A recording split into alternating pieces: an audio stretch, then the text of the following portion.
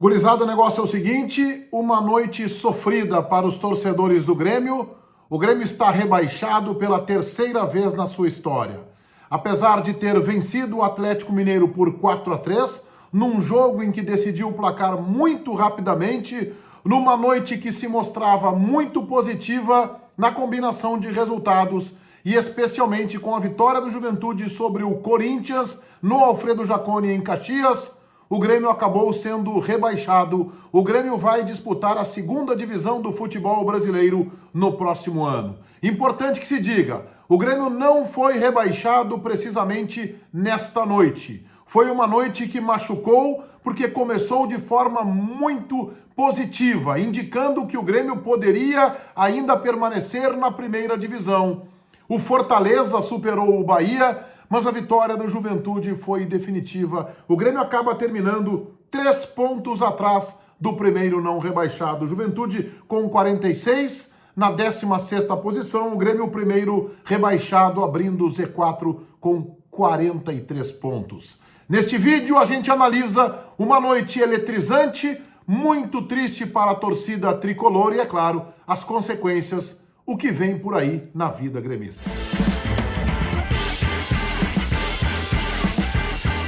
É claro que muitos de vocês estão vendo o meu vídeo, esperando o meu posicionamento, que eu estava dizendo nos donos da bola, que o Grêmio não havia caído e que tinha boas perspectivas de se salvar. Também aqui no meu canal do YouTube eu via reiterando isso, o Grêmio não caiu, não está virtualmente rebaixado, há boas perspectivas. E eu acho que isso se configurou nesta noite. O Grêmio saiu com 10 minutos vencendo o Atlético Mineiro por 2-0.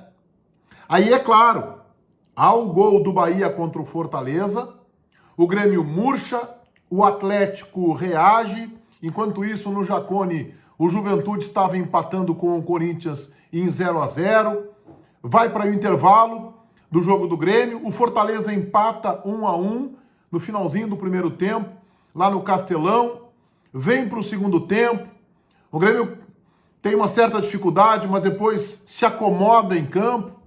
O Fortaleza vira o jogo, mas as partidas estavam quase que simultâneas, 35 minutos do segundo tempo, o Grêmio vencia a partida por 4-2, no finalzinho acabou tomando um último gol, venceu o Mineiro por 4-3, e aí o Juventude, de pênalti, fez um gol da vitória sobre o Corinthians, praticamente sacramentando o rebaixamento do Grêmio.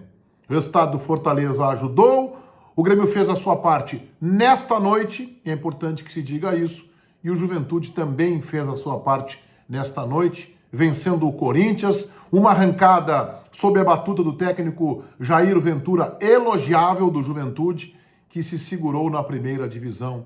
O Grêmio terminou na 17ª posição, primeiro rebaixado com 43, mesma pontuação do 18º, o Bahia, que perdeu para o Fortaleza. O Juventude acabou escapando 46 pontos, com 3 pontos conquistados na vitória em casa, com o calor da sua torcida, com um time muito empenhado, muito dedicado em campo também, venceu o Corinthians por 1-0.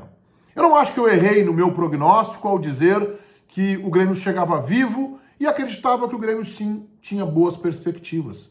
E isso se mostrou nesta noite. O Grêmio foi até os 35 minutos do segundo tempo dos 3 jogos com muita possibilidade de se manter na primeira divisão. Àquela altura bastava um gol do Corinthians, Fortaleza estava ganhando, o Grêmio ganhando, tomou um certo susto, acabou confirmando a vitória de 4-3, mas aconteceu o inverso, o gol do Juventude. E é verdade, e lá pelas tantas eu ia zapeando pelos 3 jogos, me concentrei no jogo do Grêmio e no jogo do Juventude com o Corinthians. O Juventude jogou melhor que o Corinthians. Um Corinthians um tanto mole, se é que vocês me entendem.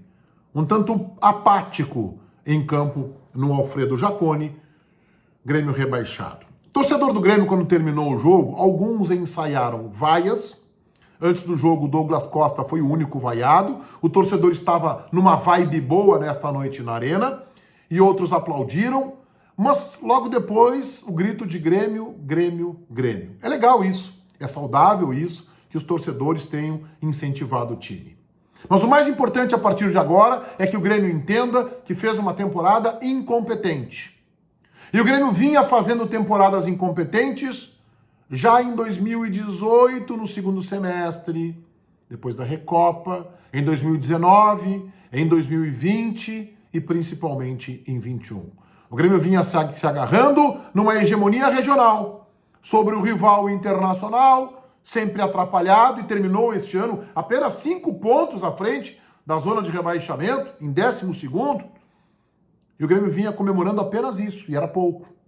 E neste ano, quando foi preciso um pouco mais, o Grêmio errou demais, o Grêmio se atrapalhou, o Grêmio teve um departamento de futebol, muitas vezes, além de incompetente, que andou de mãos dadas com a omissão.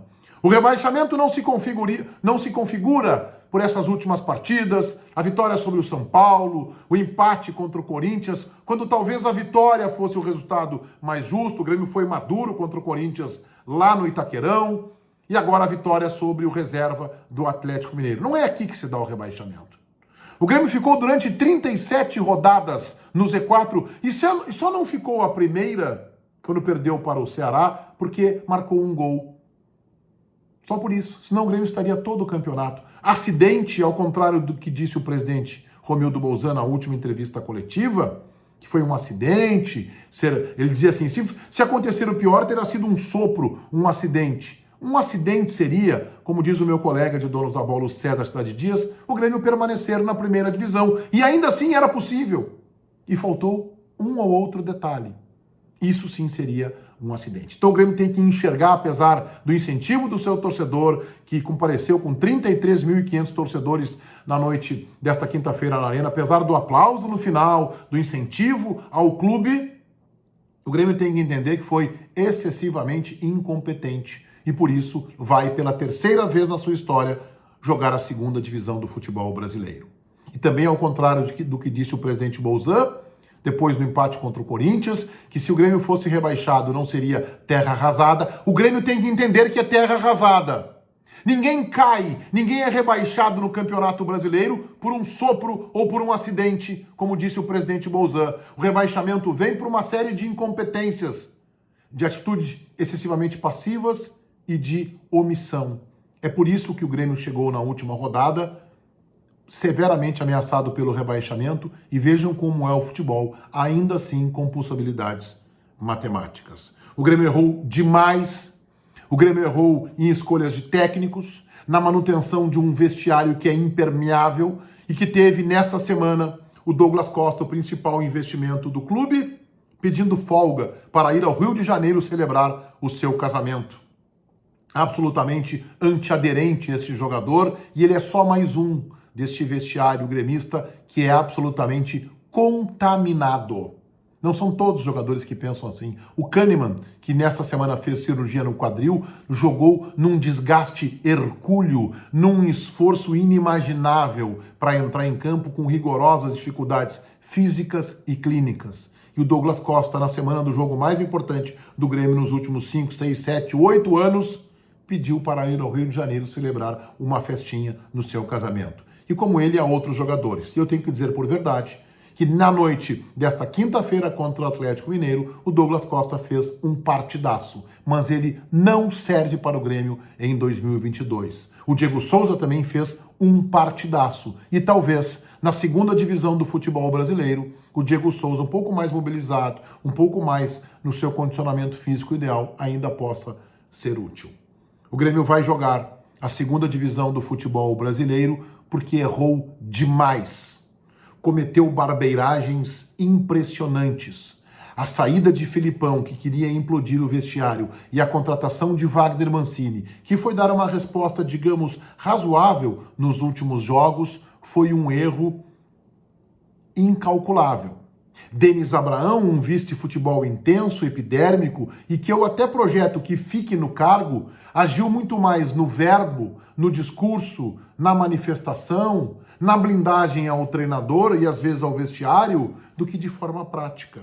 Quando ele chegou e ameaçou, dizendo que quem não estiver aqui de corpo e alma vai embora, deveria ter feito na prática. Ele foi agir uma semana atrás, afastando 7 jogadores. Afastou e tirou quem já não estava mais, com exceção do Jean-Pierre. E o que fez o Douglas Costa agora deve ser motivo de arrependimento, tanto para o Denis Abraão quanto para o Sérgio Vázquez. O presidente Romildo Bolzan e o conselho de gestão têm que olhar de forma ácida para esta gestão incompetente. Não podem se acomodar na vitória sobre o Atlético, num final de temporada nos últimos 3 jogos, com muito esforço, com muita dedicação, mas que acabaram sendo insuficientes. O Grêmio está rebaixado. E a exemplo do que aconteceu em 92 e em 2005, vai disputar o que é constrangedor, a segunda divisão do futebol brasileiro. O Grêmio, que foi rebaixado em 91 e em 2004, protagoniza na noite desta quinta-feira um dos maiores vexames da sua história. Não pelo jogo contra o Atlético, mas por toda uma história de uma temporada estando dentro da zona de rebaixamento durante todo o campeonato. 37 rodadas. Lembrando que no primeiro jogo o Grêmio também foi derrotado. Então o Conselho de Gestão, o Grêmio, o CEO, o Carlos Amodeu, o atual departamento de futebol, ou quem passou por lá, tem que ter um olhar crítico para os erros cometidos nesta temporada, que não foram poucos, alguns foram grotescos e não foram cometidos só nesta temporada. Vieram de 18, de 19, de 2020, com uma terceirização do departamento de futebol e quando o Grêmio tentou o controle desse departamento, já era tarde. O Grêmio está rebaixado, vai jogar a segunda divisão do futebol brasileiro. E eu fecho o meu vídeo convidando a todos vocês pela inscrição aqui no meu canal. Convido para que ativem as notificações ali no sininho, valendo o like. E todos vocês, de forma saudável e educada, é claro, estão convidados, inclusive, a divergir das minhas análises e opiniões ali nos comentários. Feitoria, gurizada. Vai, um abraço.